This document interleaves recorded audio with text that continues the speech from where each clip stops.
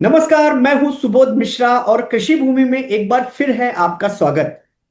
हर बार हम कृषि से रिलेटेड गेस्ट को लेकर के आते हैं, लेकिन आज हम कुछ अलग तरह के एक हमारे मेहमान आए हैं। और ये मेहमान ऐसे हैं कि इनसे जो बातचीत जैसे जैसे हमारी आगे बढ़ेगी वैसे ही दिलचस्पी भी आगे बढ़ेगी। और मैं दावे के साथ कह सकता हूं कि जो इन मेहमान के साथ हमारी बातचीत होगी वो आप लोगों को बहुत पसंद आएगी, क्योंकि इस समय हमारे साथ हैं तंत्र विद्या के गुरु रमन गुरुजी। और ये अपने आप में एक नाम रखते हैं, इनका एक अपना स्थान है। और ये पूरी तरह से विस्तार में आखिरकार तंत्र विद्या क्या है और क्या इसका कहाँ कहाँ उपयोग है, और क्या वाकई ये कृषि में भी इसका उपयोग होता है या कुछ लोग करते हैं, ये सारी बात बताएंगे। इस समय हमारे साथ रमन गुरु जी हैं, आइए उनका स्वागत करते हैं। रमन गुरु जी, आपका स्वागत है कृषि भूमि में। सर, धन्यवाद आपका। गुरुजी, सबसे पहले तो मैं आपका कृषि भूमि में स्वागत तो करता ही हूं, लेकिन यहाँ पर हमारा अक्सर जो है एग्रीकल्चर से रिलेटेड सवाल रहते हैं और मेहमान भी आते हैं। लेकिन आज आपका आना जो मेरी क्यूरियोसिटी थी, मैं चाहता हूं कि हमारे दर्शकों तक भी वो क्यूरियोसिटी पहुंचे। तो सबसे पहले गुरुजी, मैं ये जानना चाहता हूं कि आप तंत्र विद्या में एक स्थान रखते हैं, आपका अपना नाम है। तो ये जो तंत्र विद्या को लेकर के बहुत सारी लोगों के बीच में भ्रांतियां हैं, तो आखिरकार ये क्या चीज है और कैसे ये लोगों के फायदे के लिए है, या जो लोग इस चीज को बिल्कुल सिर्फ अंधविश्वास या मिथ्या कहते हैं, तो है क्या चीज, क्या है ये विद्या, है क्या? एक्चुअली तंत्र का जो निर्माण जो किया गया था वो लोगों के फायदे के लिए ही किया गया था। इनमें शिव और शक्ति के मिलन से तंत्र बनाया गया है। लेकिन कई लोगों ने इनको सीख के इसका दुरुपयोग किया। इसी वजह से आज तांत्रिकों को देख के कई लोग डरते हैं, उनसे भय खाते हैं, उनके स्वरूप को देख के डरते हैं। तंत्र जो एक माध्यम है, वो किसी भी चीज को सुधारने के लिए, ठीक करने के लिए बहुत तरीके की इसमें चीजें होती है। लेकिन कई लोगों ने इसको, अब इसमें लोग घबराते इसीलिए आने से हैं, तांत्रिकों से डर इसीलिए हो गया है कि इसका दुरुपयोग करना कई तांत्रिकों ने शुरू कर दिया है।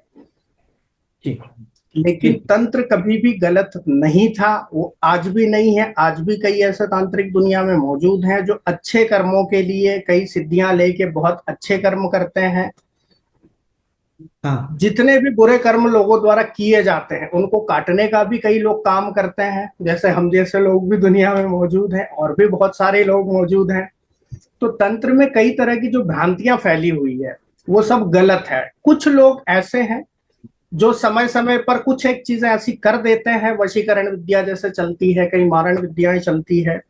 तो उस वजह से जो लोगों का एक भय है तंत्र की तरफ, वो भय बिल्कुल गलत है। ऐसा नहीं होना चाहिए। तंत्र का जो निर्माण जो किया गया था, ये हमेशा व्यक्ति की भलाई के लिए किया गया था। कभी भी इसके बुरे परिणाम नहीं हो, इसीलिए तंत्र को गुप्त भी रखा गया है। इस क्रिया को आप कहीं से जनरली नहीं सीख सकते हैं, पढ़ के नहीं समझ सकते हैं। बुक्स इसकी कई मार्केट में अवेलेबल है, कई तरह के ज्ञान अवेलेबल है। लेकिन एक पढ़ के सीखना और समझना वो अलग टॉपिक हो जाता है इसमें। इसीलिए ये गुरु परंपरा से चलता आ रहा है। अगर आपने किसी गुरु से दीक्षा नहीं ली है, आपके पास में मंत्र है, विधि है, सब भी है, फिर भी आप कभी भी किसी शक्ति को सिद्ध नहीं कर। इसीलिए ये परंपरा गुरु द्वारा चली आ रही है कि अगर हम किसी गुरु से सीखते हैं, समझते हैं, उनके द्वारा विद्या प्राप्त करते हैं, उसके बाद उस विद्या को हमें अच्छे कामों में लगाना है, भलाई के कामों में लगाना है, ना कि किसी का दुरुपयोग, उस विद्या का दुरुपयोग करके किसी का नुकसान करना है। आजकल कई लोग हैं अच्छे भी काम कर रहे हैं, बुरे भी काम कर रहे हैं। तो इस वजह से लोगों में जो एक तंत्र को लेके जो भ्रांतियां फैली है वो नहीं होनी चाहिए। तंत्र कभी भी किसी का नुकसान करने के लिए, गलत करने के लिए नहीं बनाया गया है। जिस प्रकार ज्योतिष विद्या है उस प्रकार तंत्र भी विद्या है। ये जो टॉपिक है इसमें कई तरीके के तंत्र पाए जाते हैं। अलग अलग स्थानों पे अलग अलग तरह के आपको तांत्रिक देखने को मिलेंगे।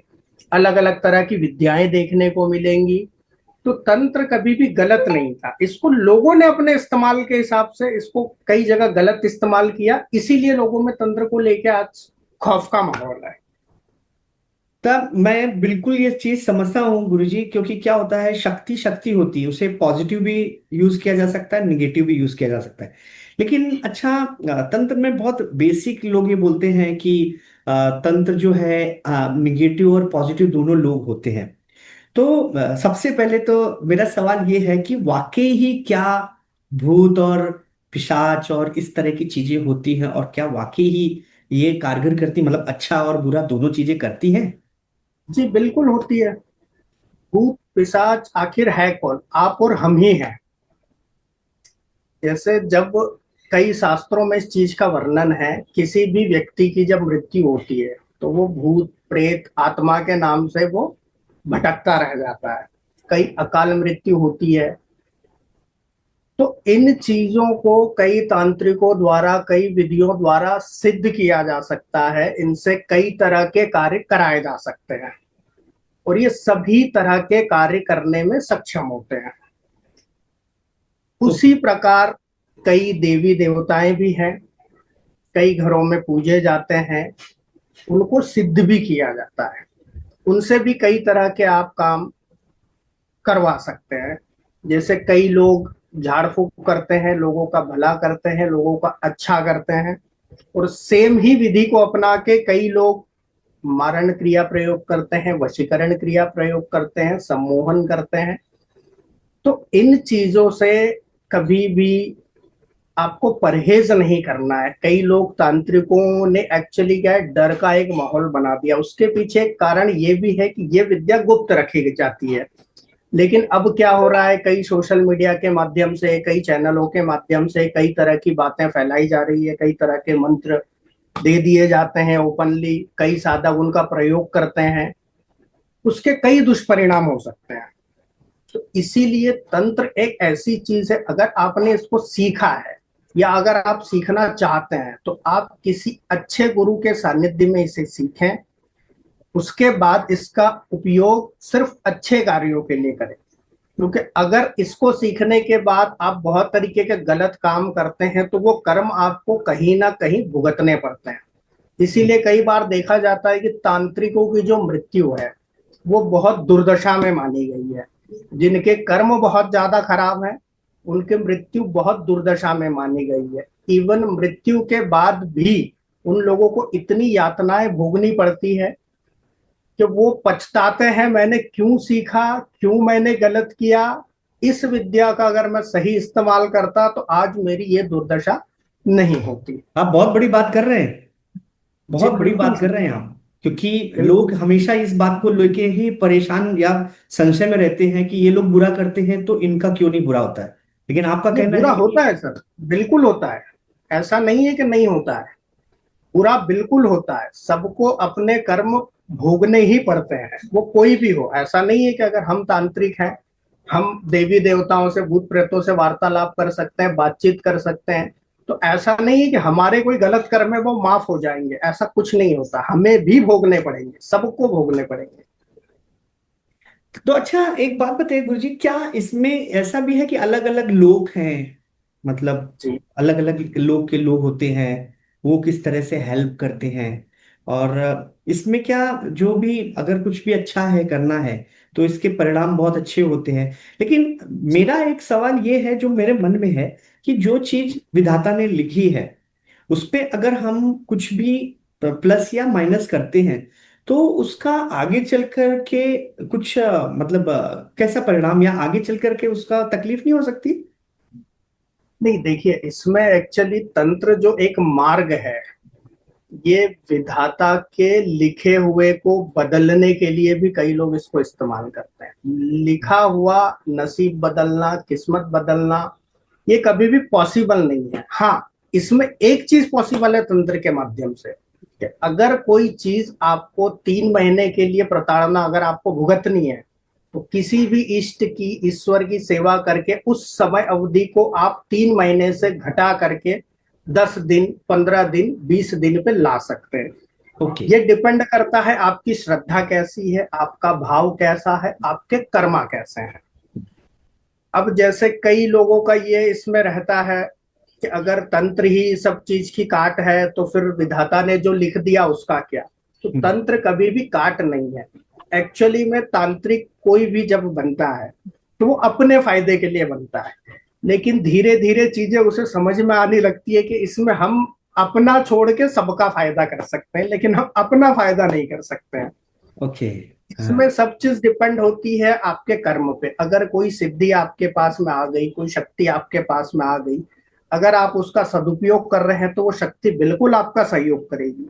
अगर आप उसका दुरुपयोग कर रहे हैं तो एक ना एक दिन वही शक्ति आपकी बर्बादी का कारण भी बनती है। ओके।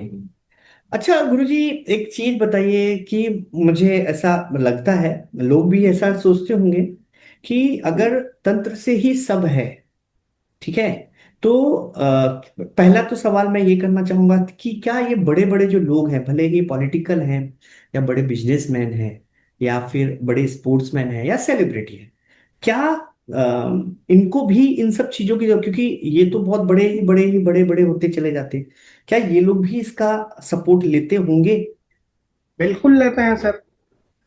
बहुत सारे नेता हैं, अभिनेता हैं, कई चीजें आपने देखी होगी, ये बहुत चीजों को मानते हैं, फॉलो करते हैं। वास्तु भी मानते हैं, तंत्र भी मानते हैं, मंत्र भी मानते हैं, कुंडली भी मानते हैं।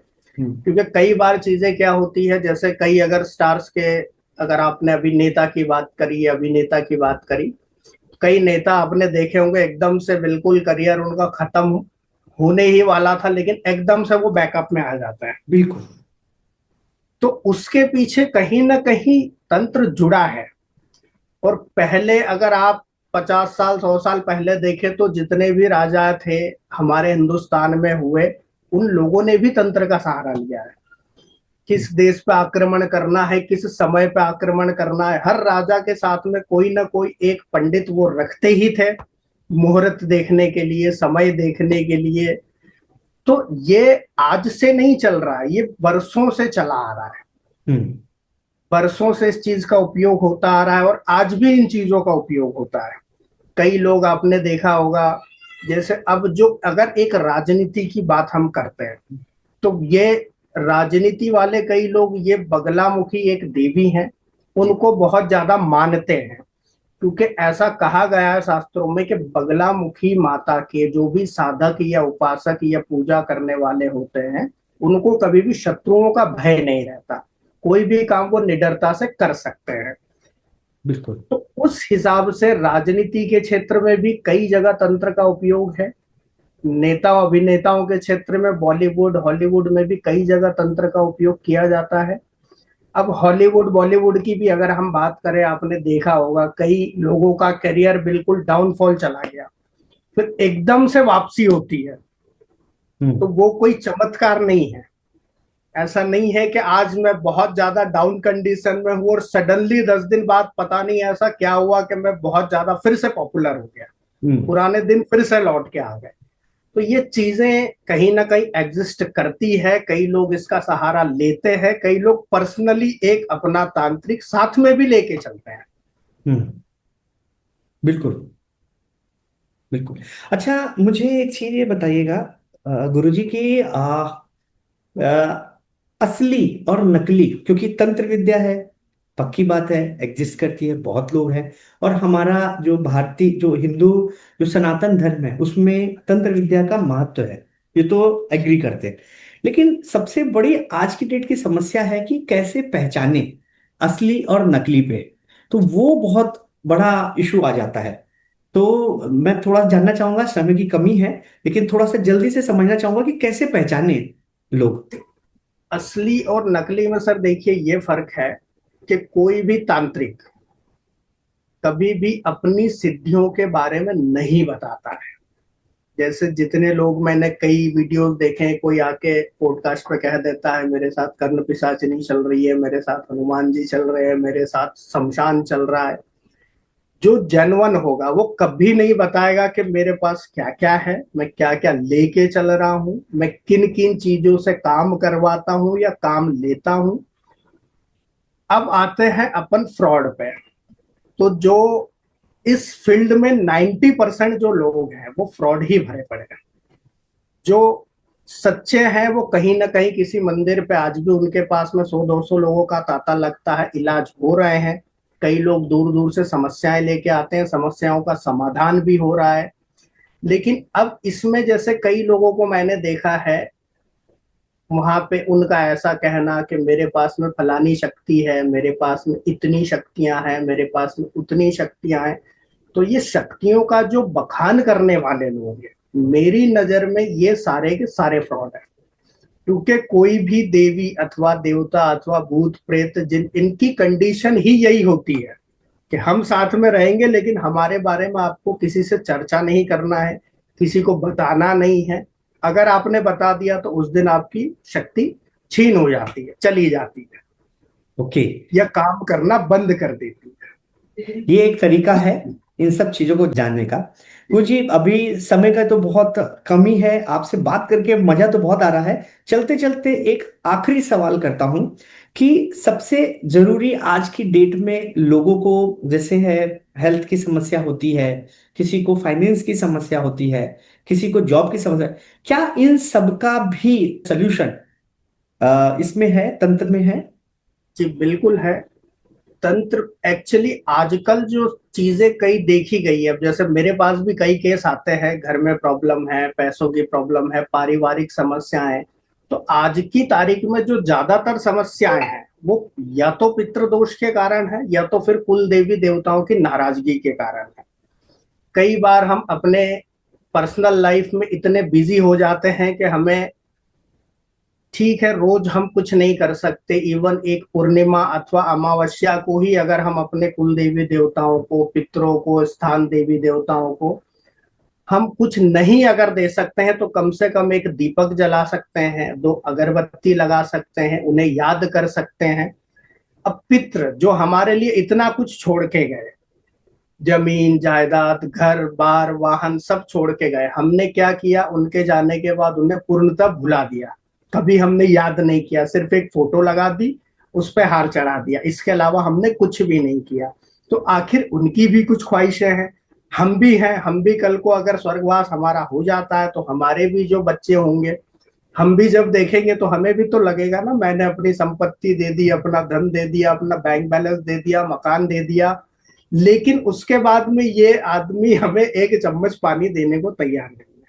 सही बोल तो रहे जो ज्यादातर समस्याएं हैं टेम्पररी, जो घर में पारिवारिक विवाद होते हैं, क्लेश होते हैं, जो रण चढ़ता जाता है लोगों के सर पे, ये जो दो समस्या, ये पितृ और कुल देवी देवता, इन दोनों को अगर आप महीने में सिर्फ अमावस्या या पूर्णिमा के दिन ही अगर आप याद कर लें, अपने हाथ से एक चम्मच जल दे दे, नहीं कुछ खाने को दें, जल दे दे, दीपक दे दे, तो आपकी बहुत सारी समस्याएं यही सॉल्व हो जाएगी। इसके लिए आपको किसी तांत्रिक की, ज्योतिष की आवश्यकता नहीं पड़ेगी। तंत्र की जरूरत कब पड़ती है, जब किसी ने कुछ कर दिया है, कोई भयंकर बीमारी आपके घर में घिरी हुई है। जैसे कई घरों में क्या होता है, कंटिन्यू एक बीमार हुआ, वो ठीक हुआ, दूसरा बीमार होने लग गया, वो ठीक हुआ, तीसरा बीमार होने लग गया। कई घरों में रात में नींद ना आना, समस्याएं बनी रहना, कंटिन्यूस प्रॉब्लम रहना, ये सब चीजें तंत्र से रिलेटेड है। किसी ने कुछ कर दिया है, आजकल हर दूसरे घर में तांत्रिक है सर। कहीं ना कहीं से कुछ चीजें उन्होंने सीखी है, वो आस पड़ोस में। अब जैसे सपोज कोई भी नया सीख रहा है, उसे प्रैक्टिकल करना है, तो वो घर में तो करेगा नहीं, वो कहाँ करेगा, पड़ोस में। क्या इस पे ट्राई करते हैं, देखते हैं रिजल्ट क्या आता है। तो कई बार समस्याएं उससे भी उत्पन्न हो जाती है कि आपके आसपास में कोई सीखना चाह रहा है, कुछ करना चाह रहा है, उसने प्रैक्टिकल आप पे ही कर दिया, आपके घरों में समस्याएं उत्पन्न हो जाएगी। तो हर बार इलाज तांत्रिक नहीं करता है। कोई भी तांत्रिक के पास अगर आप जाते हैं, वो आपको कुछ एक सरल विधि बता देता है, कुछ तरीके बता देता है। अब उन तरीकों को अपनाना ना अपनाना आपकी स्वयं की मर्जी है। जी बिल्कुल। तांत्रिक सिर्फ बिल्कुल मैं पंडित जी आपको बीच में ही गुरुजी रोक रहा था क्योंकि अभी समय की बहुत कमी है। हम कोशिश करेंगे कि एक और पार्ट आपके साथ चर्चा का विषय करें क्योंकि बहुत अच्छी बात हुई है और मुझे लगता है अभी भी बहुत सारे सवाल हैं जो आपसे पूछने बाकी हैं। और जल्द ही हम लोग मिलेंगे। और आपसे मिलके बहुत अच्छा लगा, और मुझे ऐसा लगता है कि आपने कई सारी ऐसी बातें कही हैं जो हमारे दर्शकों को बहुत पसंद आएंगी। अभी फिलहाल इजाजत चाहूंगा, समय की कमी के चलते, और अगली बार जरूर मिलेंगे। नमस्कार। जी, नमस्कार।